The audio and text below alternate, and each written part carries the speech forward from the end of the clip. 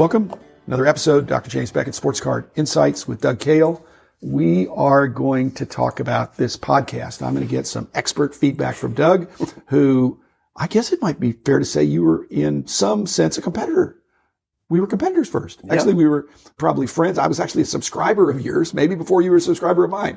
But at some point, we did get the chance to work together for a good run, and that was very cool. So thanks, Doug.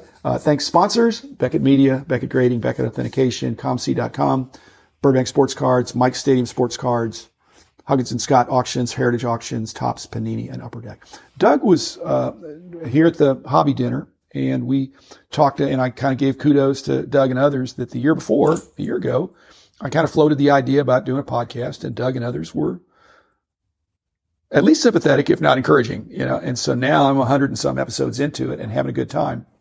Doug, when we were visiting and we talked about doing an episode, one of the things he said is he got caught up with some of the episodes that I had done earlier before he was you've always been a faithful guy, but faithfulness is to another level. It's with a capital F when you've now apparently listened to all the episodes. And I just wanted to get your perspective, as an expert get some feedback, even if it's constructive criticism. What is your sense of the podcast? What can I do better in the next 100 episodes? Am I leaving something out? The 15-minute format doesn't allow for exhaustive treatment, but it allows for some treatment. So welcome, Doug, and thank you for listening to these podcasts that are eclectic. Well, I have enjoyed every one of them. Each one of them brings in new ideas, new thoughts to my mind, and memories. And then hearing and learning about so many different areas of collecting, different hobbies, and hearing about different people's backgrounds, their businesses, how they operate different businesses. So you like the interviews? I do like the interviews because I learned so much. I may not have met that person. Well, you know a bunch of them.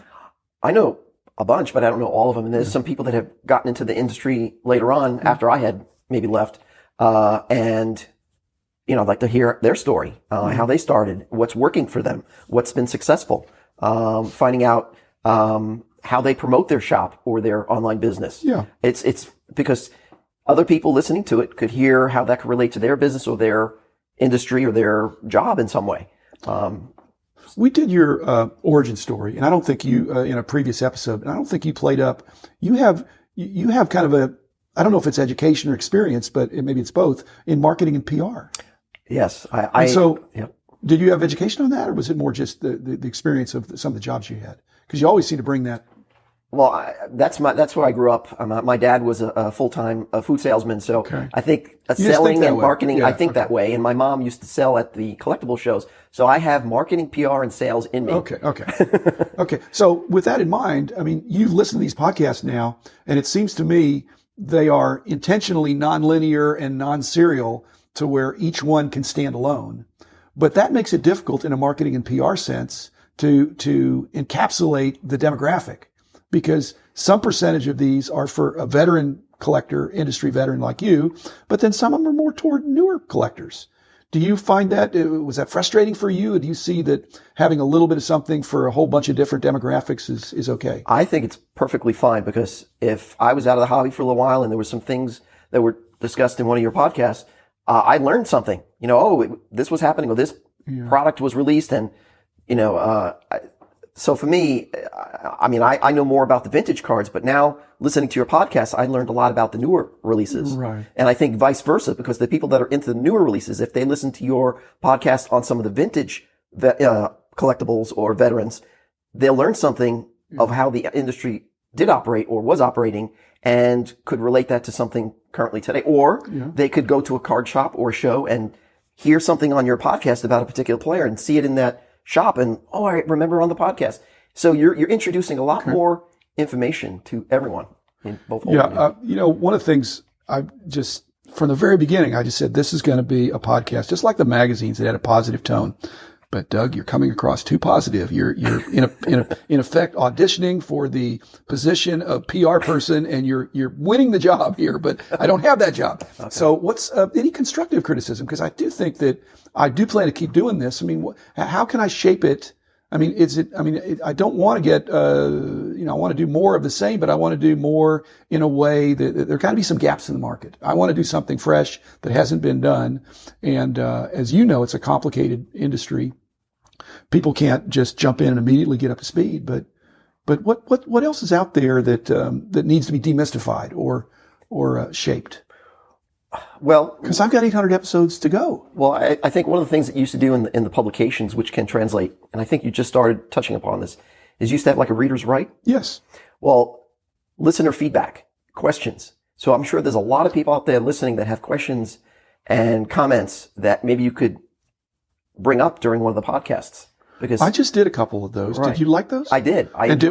Again, one of the ones I did was about one of the guys. I tried to preserve his anonymity, and if I gave a couple of clues, people would have guessed. But I don't think they guessed. You're an industry veteran. I don't think you guessed, but I don't like to answer questions in a one-off. If somebody has a question and it's only for them, that sounds like a consulting gig for me. Right. Whereas if somebody has a question that's applicable to many people, I delight in answering those. Mm-hmm. So just fair warning for those of you who have questions. If they're self-serving questions, that's not as good as having people that have a question that might be applicable to other people that share a same situation of a situation with what they collect or how they collect. So. But I do intend to do more of that. And it's open-ended and it's hard to say. But I'm pretty undaunted. I mean, you remember back in the day with the Reader's Right, we just get tubs of mail. Right. And so we couldn't, and again, the choice of what to run. Were you doing Reader's Right very much in some of the magazines you were editing? Or was it less? Because baseball in the beginning was it was one of the biggest features in the magazine. Right. I worked a little bit on the Future Stars and I worked a little bit on, the vintage. But the non-sports magazines, did they have Reader's Right kinds of things? Oh, yes. And how much time did you have to spend on those? It's a lot of time. It is. We used to get a lot of mail, but people tend to see, if they like seeing their name or name mentioned, it makes them feel good that they're being listened to. That exactly. They're being heard. Well, even if they didn't get did you do the same thing that I did? I didn't give a personal response in terms of putting a stamp on an envelope and sending it back to the person. This predates email for the most part, but they would get their letter published in the magazine, which they liked. But then again, that was 1 out of 20 or something. Right. At our peak, and again, I'm not an exaggerating type guy. We were getting 1 million pieces of mail a year. Wow. At the peak. Wow. And many of them had bunch of them had checks in the envelope. That's a good thing. And we put, again, I can reveal these secrets now, but the subscription form is on the backside of the Reader's Right form. Right.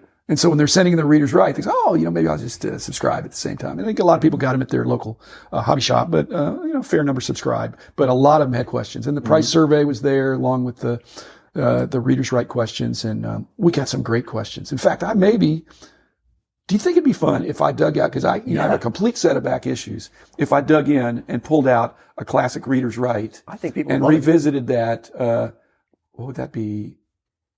Well, it'd be 36 years ago would be the max. So it could be 30 years ago of some of those classic Reader's Right questions. It could be a whole podcast. It could be many podcasts.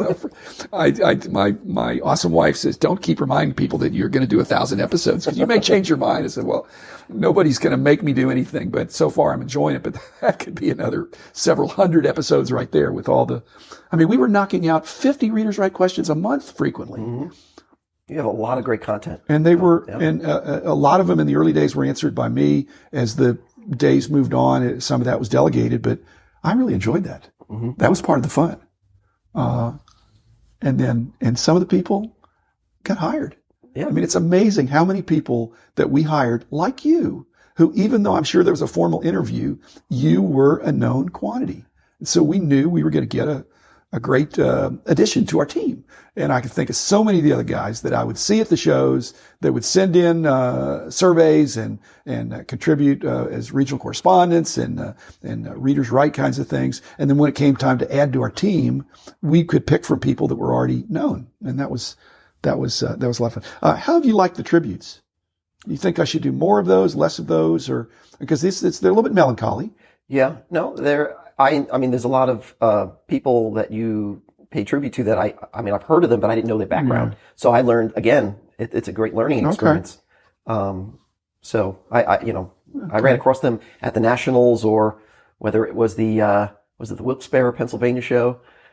Oh, Willow Grove, you mean? Willow Grove. Yeah, I'm sorry, yeah, Willow Grove show. Yeah. So, I mean, I remember hearing them or running into them, but I didn't know their background in the hobby. So, well, there's everybody's got a story, and some of them are better than others. But and some of these people, had untimely deaths, and nobody. We're all terminal, but guys that and at least one gal who really made a difference and made a real contribution to our industry and friends of many.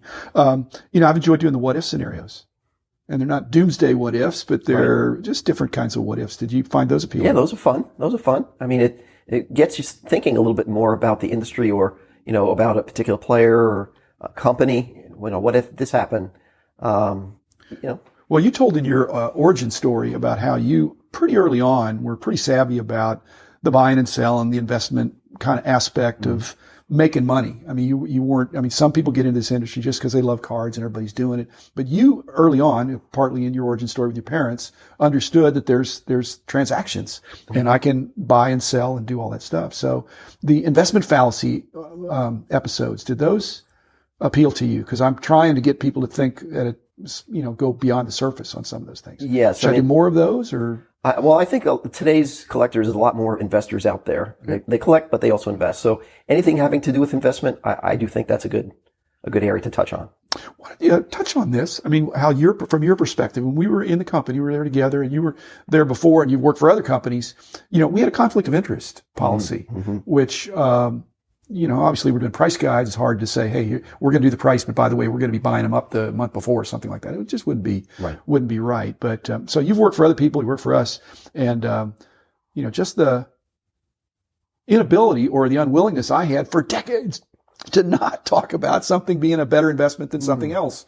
And now I'm unbridled. I mean, I can say that. Sky's the limit. Well, I mean, I'm not this eternal optimist. I mean, I generally think that there are no sure things in life. You can't say, well, even the Hannes Wagner card or the Mickey Mantle 52 tops, it's a sure thing. There are no sure things. There are no sure things. But I think some things are better than other things. If times get tough, people don't usually want to sell the stuff that they're really emotionally connected to. That'd be the last thing they'd want to sell. And so that there'd be the perception that would hold its value. But even making statements like that, I had decades where I didn't really talk like that. Right.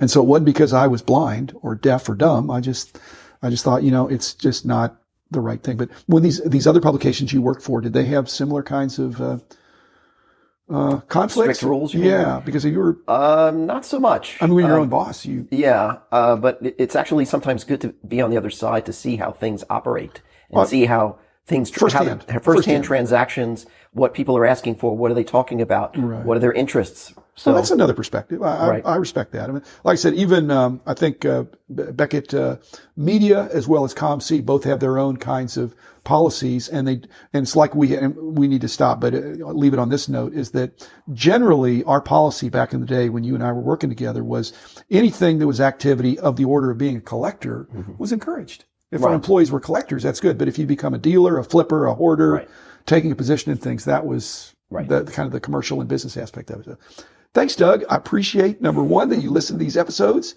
And that doesn't mean anybody that listens to all the episodes automatically gets interviewed, but I do appreciate that. And if you do listen to all the episodes, let me know at drjamesbeckett@gmail.com. And perhaps in some cases I could have some conversation because, like I said, those issues are in the rearview mirror. I'm onward and upward for doing some more, and even that may include Doug again. So, Doug, thanks for being here. Thank you. I'll get you on again, but in the meantime, we're going to sign off for today, and we'll see. You'll hear from me tomorrow. Thanks. Bye bye.